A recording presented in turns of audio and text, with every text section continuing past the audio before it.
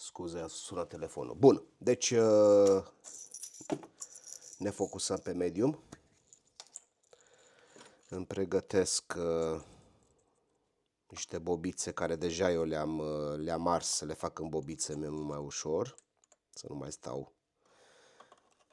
Și îmi pregătesc întotdeauna dublu, nu le folosesc, le pun înapoi, în cutie.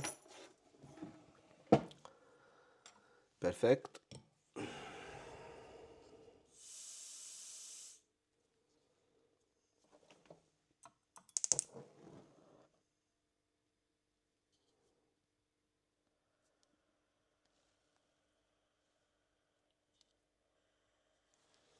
Ceva de genul.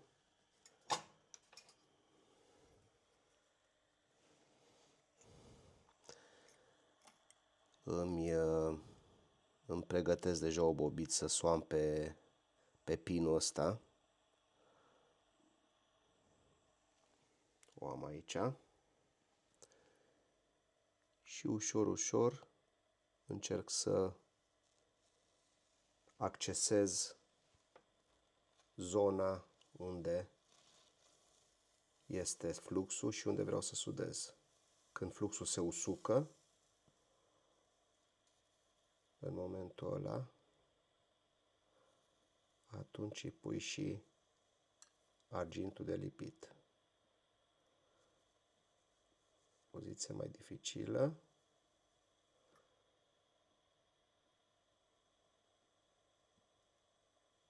Dar îi dăm noi de cap. Așa. Uite-mă că nu vrea. Îl ținem noi acolo așa până începe să se expandeze. Și atunci el o să meargă exact acolo unde i-am dat fluxul.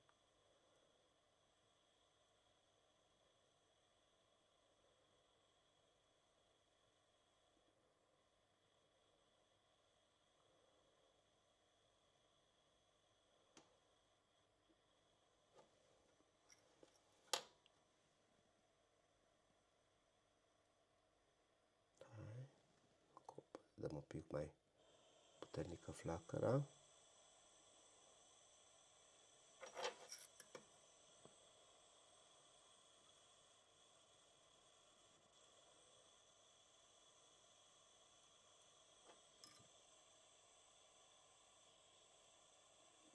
Încă un pic.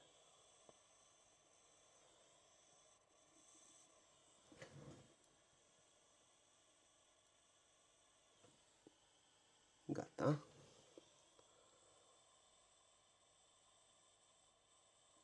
E perfect.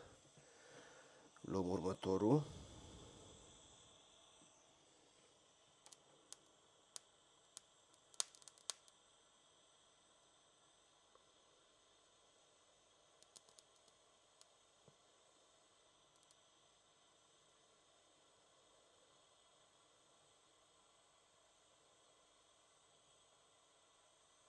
Gata. A intrat frumos.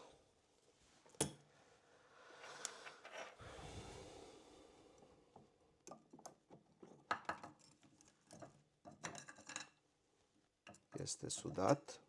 Acum în apă. Că altfel vorbim de temperaturi de 600-700 de grade. Și cam aici suntem la momentul de față. Da? Bun. Următorul pas este acel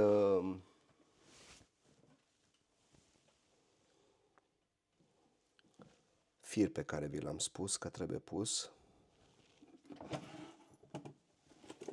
care de fapt este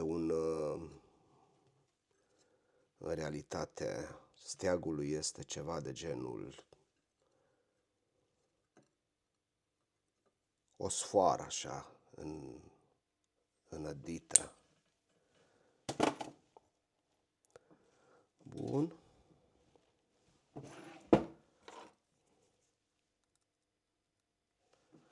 Cam așa arată.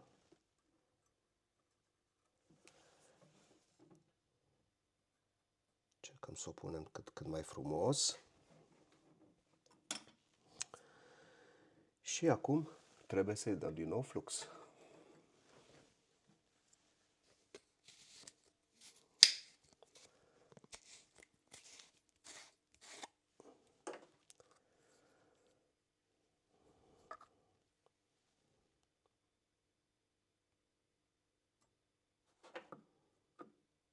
Nu contează că se mișcă, că îl putem aranja pe urmă,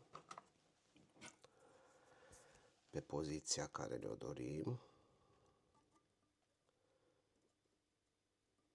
Pe poziția corectă. Ceva de genul. Acum luăm tot cu medium folosim, tot mediumul.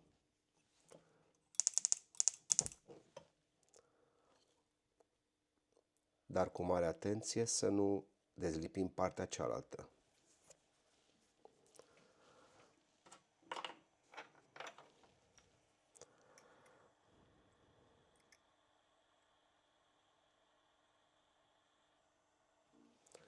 Bun.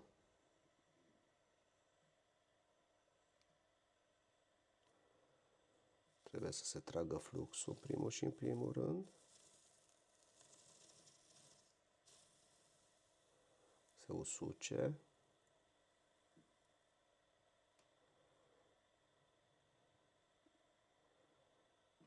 Și pe urmă se poate pune argintul de topit.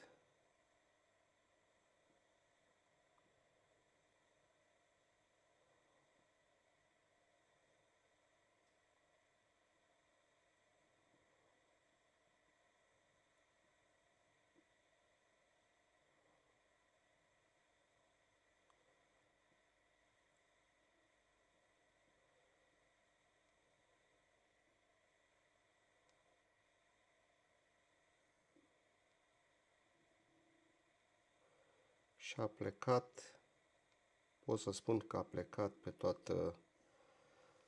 pe toată suprafața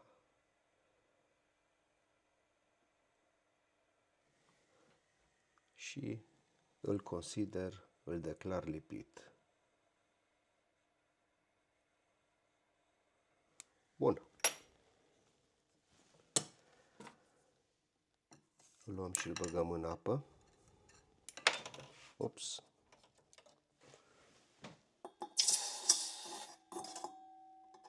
Perfect.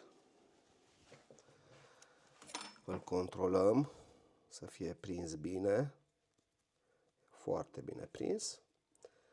Și iată că începe să arate un steguleț.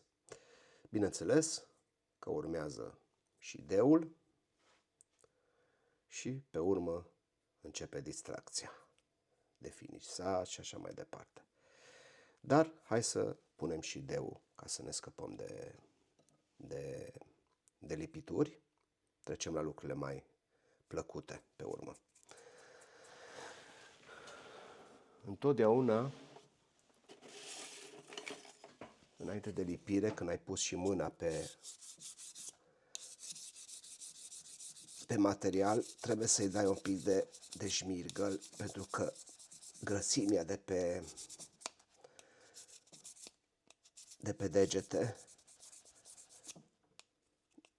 nu este bună pentru lipire. Îți dă bătăi mari de cap.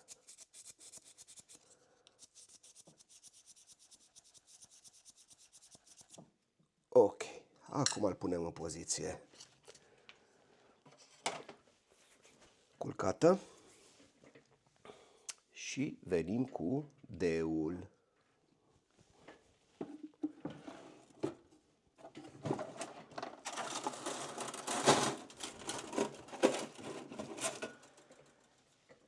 Deul.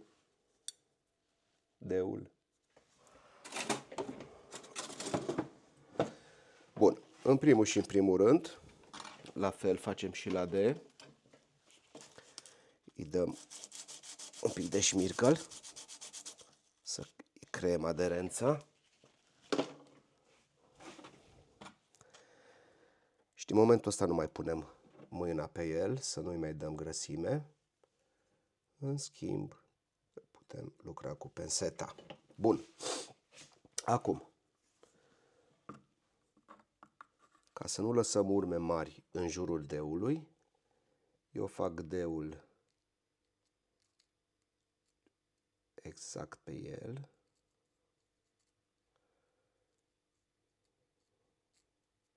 Cu flux. Și îmi ajunge fără niciun fel de problemă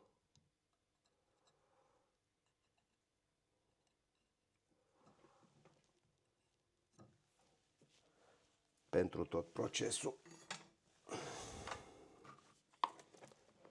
Pare bine.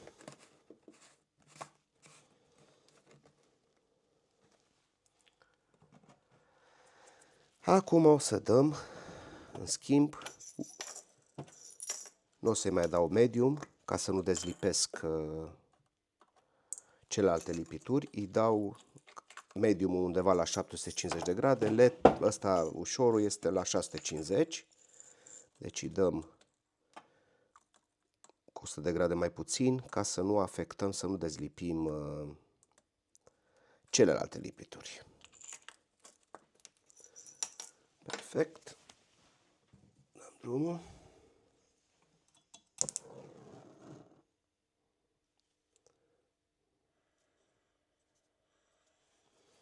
Ok. De data asta pot să mă folosesc de pensetă, să le pun eu exact unde vreau. Prima dată îi dăm să se usuce fluxul.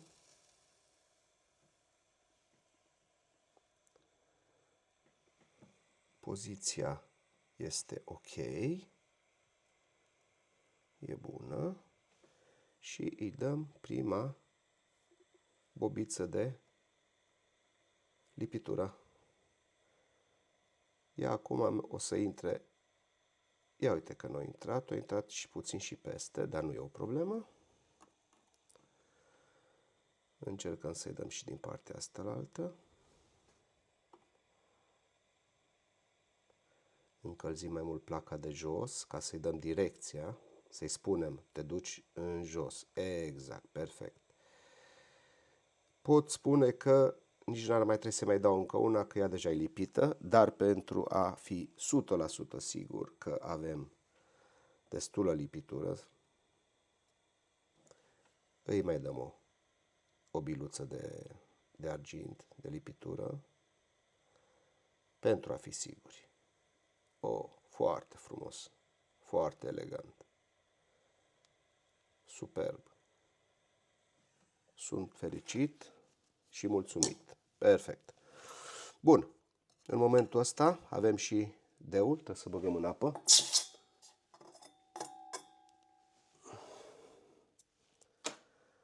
Și iată-ne în poziția asta.